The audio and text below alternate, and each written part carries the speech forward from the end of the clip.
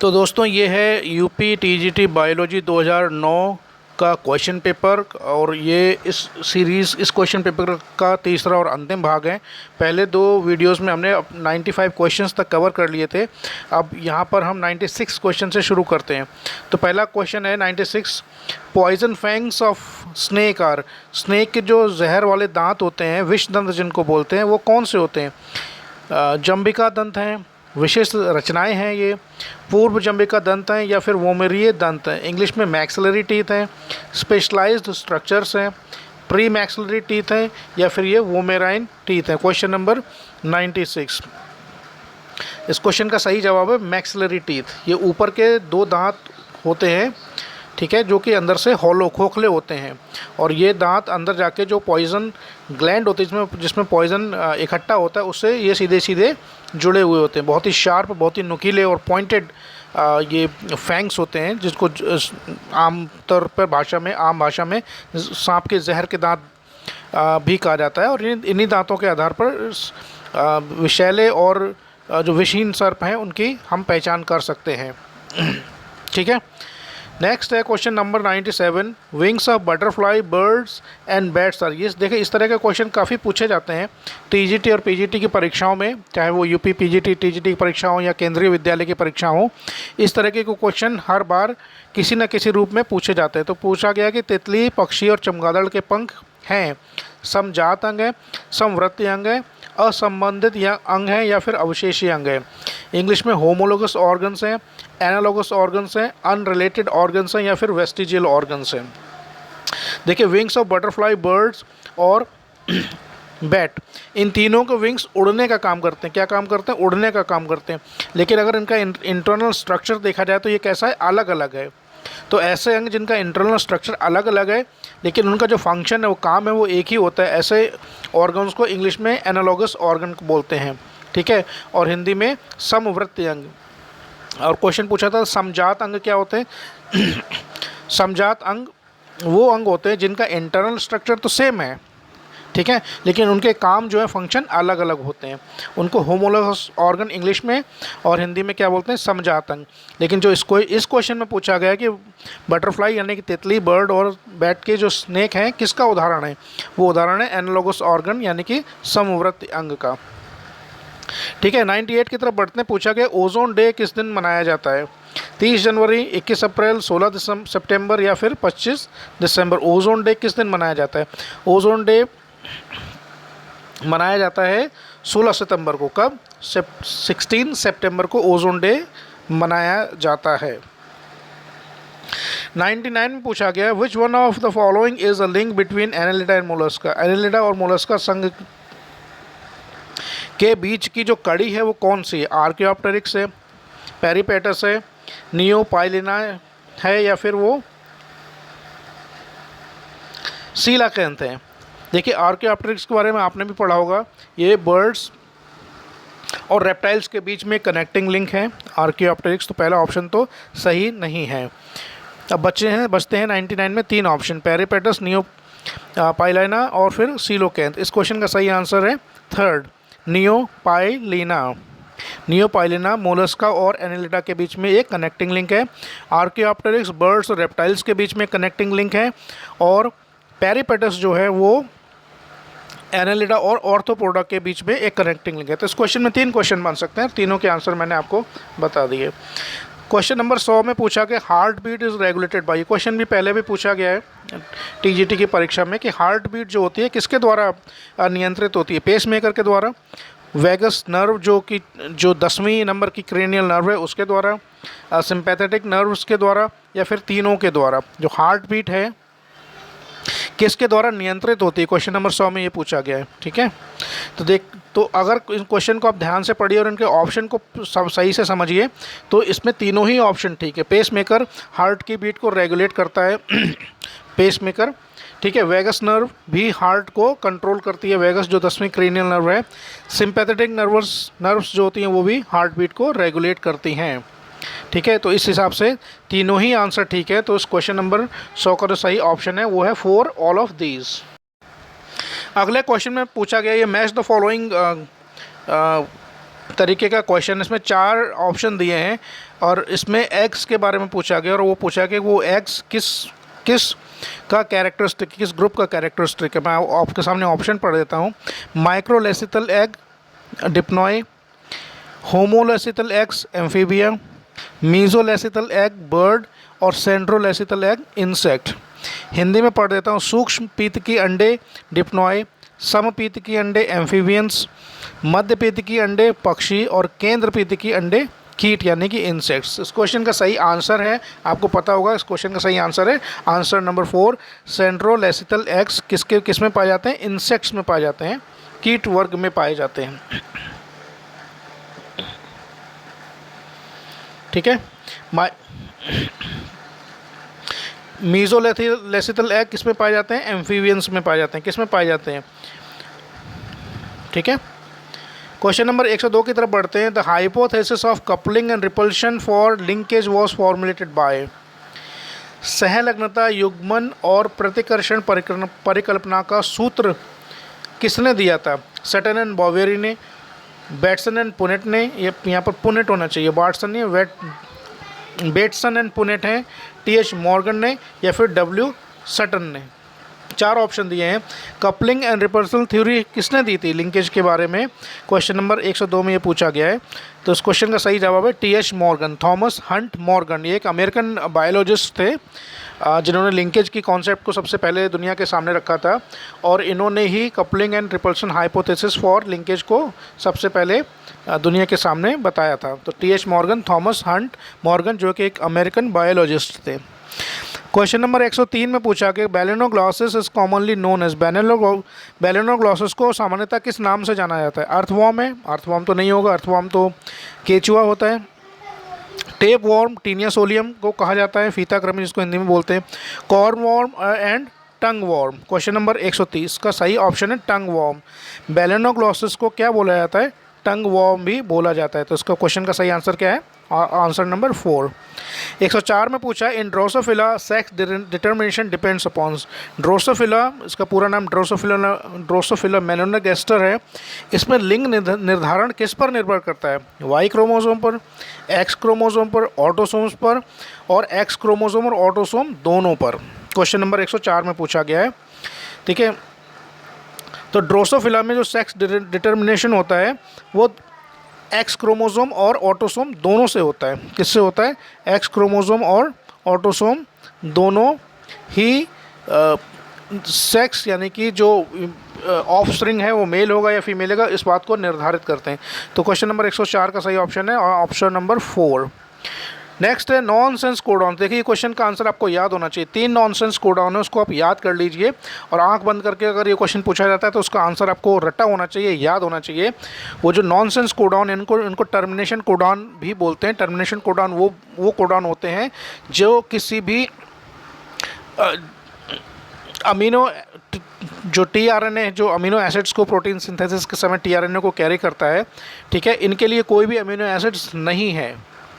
Amino acid pool जो cell में पाया जाता है इनके लिए कोई भी अमीनो एसिड नहीं है, तो ये प्रोटीन सिंथेसिस में भाग नहीं लेते हैं।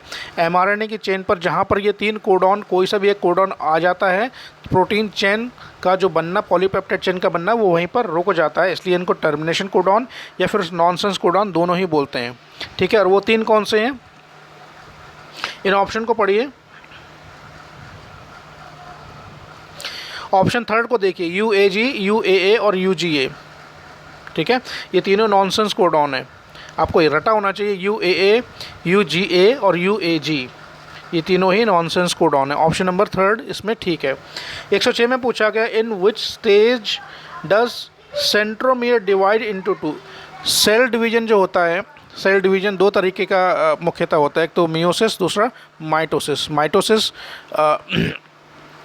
एक डिवीजन है जिसमें एक सेल से 2 सेल बनती हैं, दोनों ही सेल आइडेंटिकल होती है और नंबर ऑफ क्रोमोसोम उसमें पेरेंटल क्रोमोसोम के बराबर होता है, कम नहीं होता है। मियोसिस में एक सेल से 4 सेल बनती हैं, एक डिप्लॉइड सेल से 4 हैप्लॉइड सेल्स बनती हैं जो कि अपने पेरेंट्स से बिल्कुल आइडेंटिकल नहीं होती हैं। ठीक है, ये तो डिफरेंस मियोसिस और माइटोसिस में हुआ। माइटोसिस को 4 अवस्थाओं में बांटा गया, प्रोफेज, मेटाफेज, एनाफेज और टीलोफेज। और उसी तरह मियोसिस को भी 2 भागों में बांटा गया, मियोसिस फर्स्ट और मियोसिस सेकंड। इसके बारे में आपने डिटेल में पढ़ा होगा। खैर, जो क्वेश्चन पूछा गया वो सेंट्रोमियर जो पाया जाता है सेल में, वो कौन से स्टेज में डिवाइड होता है, मेटाफेज फर्स्ट में, प्रोफेज फर्स्ट में, मेटाफेज सेकंड में, या फिर एनाफेज सेकंड में। ठीक है, तो सेंट्रोमियर जो डिवाइड होता है, प्रोफेज इन 4 ऑप्शंस में जो सही ऑप्शन है वो है एनाफेज फर्स्ट। किस में डिवाइड होता है, वो एनाफेज फर्स्ट में डिवाइड होता है। ठीक है। Which animal is egg laying mammal? Egg laying mammal ऐसा कौन सा मैमल है जो बच्चे ना देकर अंडे देता है? हालांकि मैमल्स की जो एक विशेषता है, जो खासियत है, वो कि जितने भी मैमल्स हैं वो सभी लगभग यंग वंस को जन्म देते हैं, लेकिन कुछ एक मैमल्स एक्सेप्शन हैं जो कि बच्चे ना देकर वो अंडे देते हैं। तो उनमें से पूछा गया कि इसका एग्जाम्पल कौन सा है। डाइडेल्फिस है, मैक्रोपस है, टेरोपस है, या फिर टेकीग्लॉसिस है। 4 ऑप्शन दिए, हिंदी और इंग्लिश में नाम सेम है क्वेश्चन नंबर 107 में। तो इसका सही ऑप्शन आपको बताना है कि भाई एग लेइंग मैमल कौन सा है। एग लेइंग मैमल, इसमें जो ऑप्शन दिए हैं वो है टेकीग्लॉसिस।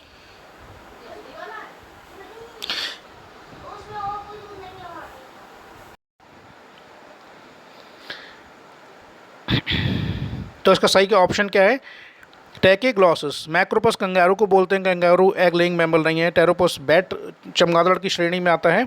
ठीक है, तो इसका सही ऑप्शन क्या है, टेकीग्लॉसिस। अगला है an oil producing gland on tail of some birds is known as. कुछ पक्षियों में उनकी पूंछ पर एक ऑयल ग्लैंड पाई जाती है, जो कि ऑयल प्रोड्यूस करती है। उस ग्लैंड का नाम क्या है? इस आंसर को आप याद कर लीजिए। ये क्वेश्चन कई मरतबा पूछा जाता है, उस ग्लैंड का नाम आपको याद होना चाहिए। ऑप्शन जो दिए हैं वो प्रीन ग्लैंड है, म्यूकस ग्लैंड है, ग्रीन ग्लैंड है, या फिर सेबेशियस ग्लैंड है। इस क्वेश्चन का सही आंसर प्रीन ग्लैंड। कुछ पक्षियों की पूंछ में प्रीन ग्लैंड पाई जाती है, जो कि उसका मुख्य काम क्या है, ऑयल को सिक्रीट करना। तो आपने देखा होगा, कई बार नोटिस किया होगा, कुछ पक्षी अपनी चोंच को अपने पंखों के पीछे के हिस्से में कई बार रगड़ते हैं। तो उसका बेसिकली फंक्शन ये होता है कि उससे उनकी जो चोंच होती है कैसी होती है, उसको वो सूखने से बचाती है, चोंच ड्राई ना हो, सूखे ना, और एक तरीके से वो लुब्रिकेट हो जाए, उसके ऊपर एक परत चढ़ जाती है। ठीक है, जो उसको चोंच को ड्राई होने से बचाती है। उसका मेन फंक्शन प्रीन ग्लैंड का यही है। ठीक है, तो 108 का सही ऑप्शन क्या है, first preen gland. A snake that is viviparous, इनमें से कौन सा स्नेक विविपेरस है? देखिए, विविपेरस हिंदी में तो जरायुज बोलते हैं, लेकिन विविपेरस वो होते हैं जो बच्चे देते हैं, और ओविपेरस जो अंडे देते हैं। ओ से अंडे देने वाले, वी से बच्चे देने वाले। इसको याद करने का एक सही तरीका ये भी है। 4 ऑप्शन दिए, रसल पिटलेस वाइपर है भाई, पिट वाइपर है, रेटल स्नेक है, या फिर करैट। इसको हिंदी में करैत सांप भी बोलते हैं। तो विविपेरस कौन सा है, बच्चे देने वाला कौन सा है? इस क्वेश्चन का जो सही आंसर है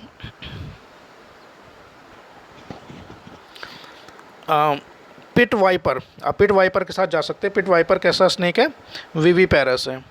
अगले क्वेश्चन में पूछा गया, a gland which is found on the under surface of thighs of male lizard.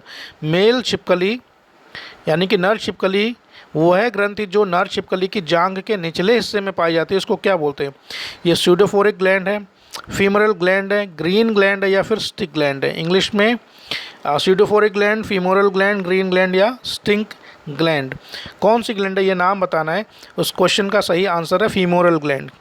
जो मेल लिजर्ड होती है उसमें एक उनके थाइस के निचले हिस्से में ग्लैंड पाई जाती है, इसको बोलते हैं क्या, फीमोरल ग्लैंड। ठीक है, ग्रीन ग्लैंड बेसिकली प्रॉन में पाई जाती है, जो कि उसका एक्सक्रीटरी ऑर्गन है। ठीक है, स्यूडोफोरस ग्लैंड्स होती हैं, वो क्या, पसीने की ग्रंथियाँ होती हैं, जिनको स्वेट ग्लैंड्स बोलते हैं। ठीक है, अगले ऑप्शन की तरफ, क्वेश्चन की तरफ बढ़ते हैं। विच of the following is not a pathogenic flagellate? इनमें से कौन सा रोगजनक कशाभी नहीं है?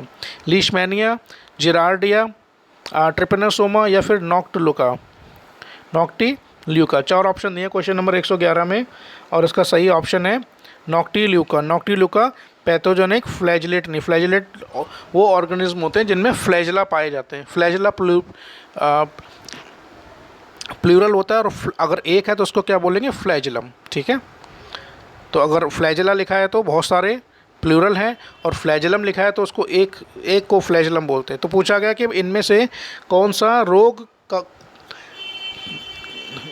कारी फ्लैजिलेट नहीं है, बाकी के 3 लीशमैनिया डोनोवानिया जेरार्डिया भी है, ट्रिपोनोसोमा गैम्बियंस भी है, चौथा नहीं है नॉक्टिल्यूका पैथोजेनिक नहीं है। ठीक है, आगे बढ़ते हैं। द गोल्चिडियम लार्वा ऑफ यूनिया का जो गोल्चिडियम लार्वा है वो क्या है? स्वतंत्र रूप से तैरता है, मछली पर बाह्य परजीवी है, मछली पर अंतः परजीवी है, या फिर वो निचले तल पे रहता है, फ्री स्विमिंग है, एक्टोपैरासाइट ऑन फिश है, एंडोपैरासाइट ऑन फिश है, या फिर लिव्स इन बॉटम, पानी के में तली में पाए जाने वाला ये लार्वा है। किसका? यूनियो का गोल्चिडियम लार्वा। Question number 112। ठीक है, तो इस क्वेश्चन का सही आंसर जो दिया गया है वो है सेकंड। गोल्चिडियम लार्वा यूनियो का एक एक्टोपैरासाइट है, किसके ऊपर? फिश के ऊपर। ठीक है, 113 में पूछा गया द टर्म प्लाज्मोलीमा वॉज गिवन। प्लाज्मोलीमा शब्द का इस्तेमाल सबसे पहले किसने किया था? सी नेगेलियन, सी क्रैमर ने, जे.क्यू. प्लोव ने, डेंसली एंड डेवसन ने, या फिर रॉबर्टसन ने। ठीक है, हिंदी और इंग्लिश में नाम सेम है। इस क्वेश्चन का सही आंसर है रॉबर्टसन। प्लाज्मोलीमा शब्द का सबसे पहले इस्तेमाल किसने किया था? रॉबर्टसन ने। ठीक है, 114 में पूछा गया smooth endoplasmic reticulum performs. Smooth endoplasmic reticulum यानी कि वो एंडोप्लाज्मिक रेटिकुलम जिसमें राइबोसोम्स अटैच नहीं पाए जाते हैं और जिनका जो अपीयरेंस माइक्रोस्कोप में बिल्कुल स्मूथ दिखाई पड़ता है, उसका मेन फंक्शन क्या है भाई, ये पूछा गया। लिपिड का सिंथेसिस है, लिपिड का निर्माण है, ग्लाइकोजिनोलाइसिस है, स्टीरॉल मेटाबॉलिज्म है, या फिर डिटॉक्सिफिकेशन। ठीक है, अब नीचे कुछ कोड दिए गए, उसमें फर्स्ट में पूछा कि भाई केवल डी करेक्ट है, सेकंड में पूछा ए और बी दोनों करेक्ट हैं, थर्ड में पूछा बी और सी दोनों करेक्ट हैं, और फोर्थ में बोला कि चारों के सारे ऑप्शन बिल्कुल ठीक हैं।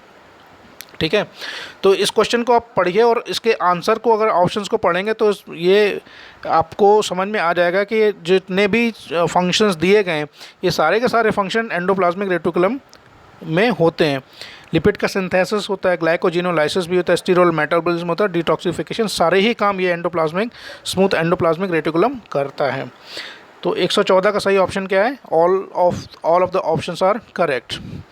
115 में पूछा है भाई the innermost layer of egg albumin in bird is called. पक्षियों का अंडा श्वेतक का सबसे भीतरी स्तर क्या कहलाता है?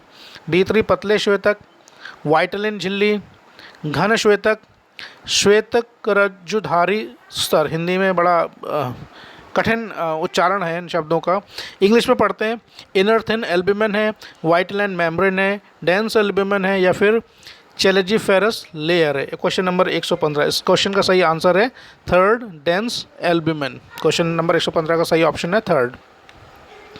अगले में पूछा है in which of the following the anus is absent. इनमें से किसमें एनस यानी कि गुदादार द्वार नहीं पाया जाता है मल को निकालने के लिए? लीच में, जिसको जोंक बोलते हैं, राउंड वॉर्म में, अर्थ वॉर्म यानी कि केचुआ, फ्लैट वॉर्म में टीनिया सोलियम आता है। ठीक है, फीताक्रमी जिसको बोलते हैं। Question number 116। ठीक है, तो इनमें से एनस किस में एब्सेंट होती है? फ्लैट वॉर्म में। फ्लैट वॉर्म जो फीताक्रमी जिसको बोलते हैं एक तरीके का ये परजीवी है, वो जिस जगह पर रहता है वो जगह पर इसको ऑलरेडी डाइजेस्टेड फूड मिलता है और वो अपनी स्किन से उस डाइजेस्टेड फूड को एब्जॉर्ब करता रहता है। ठीक है, तो इसलिए उनमें इस तरीके के ऑर्गन नहीं पाए जाते हैं। किस तरह के ऑर्गन? एक्सक्रीटरी ऑर्गन उसमें नहीं पाए जाते हैं, टीनिया सोलियम में नहीं पाए जाते हैं। तो इस क्वेश्चन का सही आंसर क्या है? Flat warm. 117 में पूछा गया which type of jaw suspension is found in mammal. Mammals में जॉ सस्पेंशन किस तरीके का पाया जाता है, यानी कि स्तनी में हनु निलंबन किस प्रकार का होता है? हिंदी इंग्लिश में नेम सेम है, ऑटोस्टाइलिक है, होलोस्टाइलिक है, क्रेनियोस्टाइलिक है, या फिर हायोस्टाइलिक है। ठीक है, जो मैमल्स में जो जॉ सस्पेंशन पाया जाता है वो क्रेनियोस्टाइलिक है। कैसा है? क्रेनियोस्टाइलिक। ऑटोस्टाइलिक जो जॉ सस्पेंशन है वो बेसिकली पाया जाता है एम्फीबियंस और रेप्टाइल्स और बर्ड्स तीनों में पाया जाता है। ठीक है, 118 में पूछा गया the synthesis of urea in liver takes place by. Liver में यूरिया का जो बनना निर्माण की प्रक्रिया है वो किस साइकिल के द्वारा कंप्लीट होती है? 4 नाम दिए हैं, nitrogen cycle, Krebs cycle, glycolysis, या फिर ऑर्निथिन साइकिल। ठीक है, क्वेश्चन का सही आंसर आपको पता होना चाहिए। यूरिया का जो निर्माण होता है किस साइकिल के थ्रू होता है, उसको बोलते हैं ऑर्निथिन साइकिल। क्या बोलते हैं? Ornithine cycle. Option number 4। 119 में पूछा गया the sexual dimorphism is found in. Sexual dimorphism किस में पाया जाता है? हाइड्रा में है, अर्थवॉर्म यानी कि केचुआ में, एस्केरिस में, या फिर फेसियोला में। ठीक है, सेक्सुअल डाइमॉर्फिज्म का मतलब ये है कि वो प्राणी जिसमें मेल और फीमेल दोनों ही अलग अलग एक्सटर्नल स्ट्रक्चर के आधार पर उनको अलग अलग आइडेंटिफाई किया जा सकता है, यानी कि मेल अलग है और फीमेल अलग है और उनको पहचाना जा सकता है। तो किन में पाई जाती है? केचुआ में तो नहीं पाई जाती, वो हर्मेफ्रोडाइट होता है, यानी कि मोनोशियस है, मेल और फीमेल दोनों के ऑर्गन एक ही एनिमल में पाए जाते हैं। एस्केरिस में सेक्सुअल डाइमॉर्फिज्म पाई जाती है कि मेल और फीमेल दोनों एक दूसरे से अलग हैं। मेल का आकार थोड़ा, फीमेल का आकार थोड़ा बड़ा होता है और मेल का आकार थोड़ा सा छोटा होता है।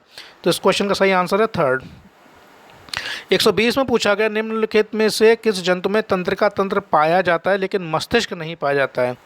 ठीक है, तो which of the following animal has a nervous system but no brain. Nervous system तो है लेकिन ब्रेन नहीं है भाई। अमीबा है कि हाइड्रा है, कॉकरोच है, या फिर अर्थवॉर्म है? क्वेश्चन नंबर ये है 120। इस क्वेश्चन का सही आंसर क्या है? हाइड्रा। हाइड्रा में नर्वस सिस्टम तो होता है, ठीक है, क्योंकि उसमें टिश्यू लेवल ऑर्गेनाइजेशन पाया जाता है और एक बहुत ही प्रिमिटिव टाइप का नर्वस सिस्टम पाया जाता है, लेकिन ब्रेन नहीं पाया जाता। कॉकरोच में ब्रेन होता है, अर्थवॉर्म में ब्रेन होता है, ठीक है, और अमीबा में तो नर्वस सिस्टम पाया ही नहीं जाता है। तो इस क्वेश्चन का सही आंसर क्या है? हाइड्रा।